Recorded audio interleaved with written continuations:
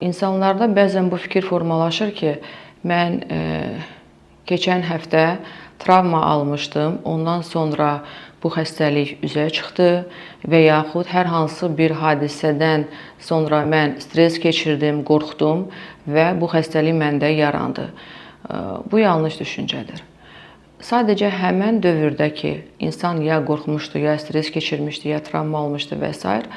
hər hansı bir səbəbdən ya bu xəstə müayinə olunmaq məcburiyyətində qalıb və həmən təsadüfi müayinədə xəstəlik aşkar olunub, ya da insan hər hansı bir digər xəstəliyi keçirdiyi dövrdə immun sistem aşağı düşdüyü üçün onkoloji xəstəliyin üzə çıxması hər hansı bir müayinədə mümkün olmuşdur. Yəni ki, bu sayılan insanların özünü aldadaraq düşündüyü bu əlamətlərin heç biri bir ay içərisində, 2 ay içərisində və yaxud bir həftə ərzində onkoloji xəstəliyə səbəb ola bilməz.